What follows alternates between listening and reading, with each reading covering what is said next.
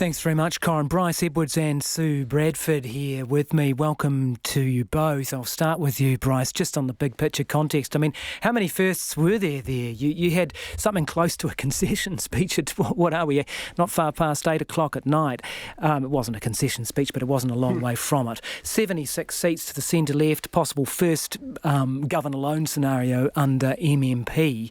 I mean, this is historic, isn't it? It is. I mean, it's worth mentioning that mostly what we're seeing are the advance votes, which do tend to be biased towards the left. So we might expect that Labour and the Greens vote might still fall away a wee bit. Can I ask you why that is? It's because the left are they're the ones that mobilise that advance vote. And especially in this period, I think we saw the most enthusiasm was on the left for getting out and mobilising. But I don't think that's going to have much effect. This is still a bloodbath. It's a slaughter. It's not only the party vote that we're seeing this huge swing on. We're seeing provincial cities that are dropping. And Labour had lost these many years ago. And suddenly in one foul swoop, they're getting them all back and wiping out National. So that National's going to have a huge problem. This is one of the biggest swings, I think, probably for 80 years in New Zealand electoral history. It's probably a swing of about 16%, and that's unheard of. So normally incumbent governments lose ground, not gain it. And so, if you go back to the first Labour government, yes, they had a swing of about 10%, I think. That was an historic shift. This is so much larger than that. So, this is real new ground. Sue Bradford, what's catching your eye? I know you and I were talking about the Māori seats, and some of those are pretty close. Still Labour ahead in all of them, but there are still some races on there, especially Waiariki. Let's look at the numbers on that one. Waiariki, Tamati Coffee is 95 votes ahead there from the Māori Party candidate in that seat. I'm just looking now. Rawiri Waititi is on 4,262 votes and Tamati Coffee at 4,357. So he's got a shot there, but it's going to be pretty tight.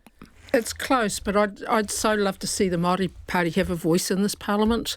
The Labour Party MPs have been distinguished by their quietness over the last 3 years, and I think it would be grand to have the Māori Party with a really strong voice, even with only one or two MPs in there, would be very valuable for the future of this country to have that voice in there.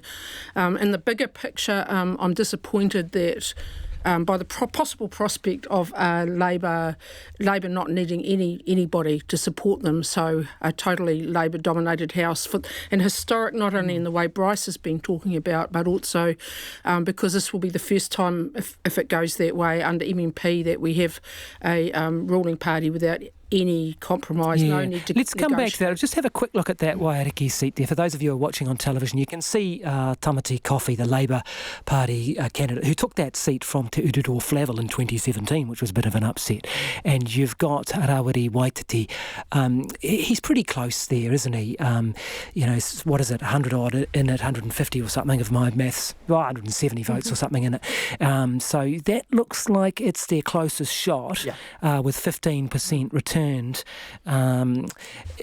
They've done pretty well, though, haven't they, to build a potential platform for 2023? They've surprised us all. And in fact, it's going to be a great platform, even if they don't succeed tonight, for 3 years' time, because this is the high watermark for Labour, that they can be expected to win those 7 Murray seats when they're on 51% of the party vote.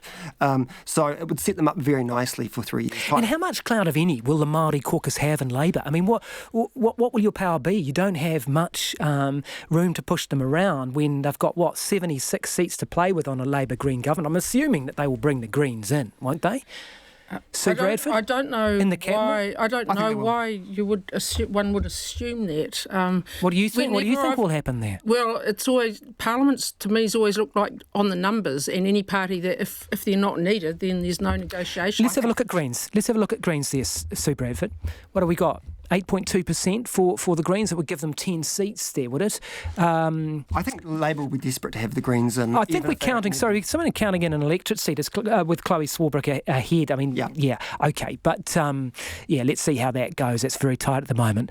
But I think they'll get ministerial spots from the Prime Minister, won't they? I think they will, because the Labour needs the Greens in there, because otherwise the Greens are going to be off harping from the left and criticising the progress they don't make, whether it's on housing, inequality, poverty, and everything else. And if the Greens are in the tent, it means they're less. They have to be part of supporting the government, and they won't. And Jacinda Ardern needs to not have that critique from the left in this next 3 years. Who are some of these people, Sue Bradford, who would be coming in? You've got the Green Party list there in front of you. There'll be some new names in there. There'll be some new faces. I don't need the list in front of me. I know some of them. Right. There's some great activists that will be coming into the Parliament, I think. Tiano Tuiono from down in Palmerston North is a great activist down there. Ricardo Menendez March from up here working with Auckland Action Against Poverty.